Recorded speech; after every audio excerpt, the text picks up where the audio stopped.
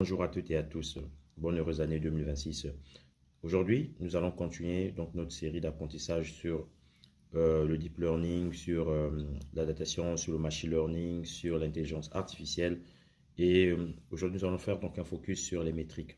Donc les métriques que nous utilisons pour pouvoir évaluer donc les modèles d'intelligence artificielle ou de machine learning.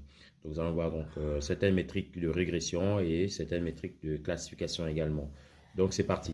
Donc là, nous commençons par une expression de régression. Vous voyez là, c'est l'expression de régression linéaire que vous avez vue sous la forme y égale à ax plus b.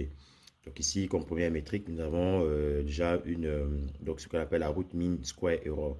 Donc ici, vous avez, donc ça c'est la valeur que vous allez prédire, c'est la valeur réelle, vous élevez au carré et vous prenez donc la racine carrée de ça. Vous avez, bon, ça c'est si on veut l'appliquer, ça c'est un exemple. On a aussi la MAE, donc c'est la mean absolute error. Ouais, c'est à peu près identique à la root mean square error. C'est juste qu'ici on enlève la racine carrée, on enlève aussi le carré.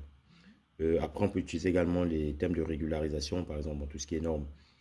Ça, c'est pour les modèles de classification. Donc, par exemple, si vous utilisez donc la précision, c'est le taux positif sur le true positif plus le false positif. Et le recall, c'est true positif sur le true positif plus le false négatif.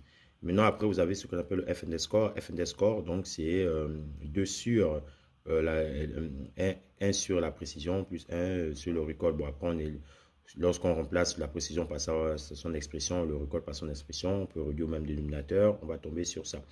Donc ça, je reviendrai sur ces métriques lorsqu'on verra la classification, donc la matrice de confusion. Je vais rentrer un peu plus dans le détail. Donc ça, vous avez l'expression d'une régression linéaire multiple. Vous avez donc la MSE, ouais, donc la MSE, c'est ça, mais après on rajoute juste la racine carrée, ça donne la RMSE. Et ici, vous avez donc tout ce qui est norme, vous avez la dérivée également. Voilà, donc ça c'est pour faire assez rapidement. Donc pour terminer, j'ai réalisé ce mapping assez intéressant. Donc c'est du JavaScript derrière. Vous voyez, donc ici vous voyez à peu près toutes les métriques. Rajuster, vous avez le RMSE, MAE, voilà, on peut les bouger. Donc pour tout ce qui est erreur, on a la BIC, on a voilà, à peu près toutes les métriques ici. Donc pour toutes les personnes intéressées, n'hésitez pas à me le dire en email.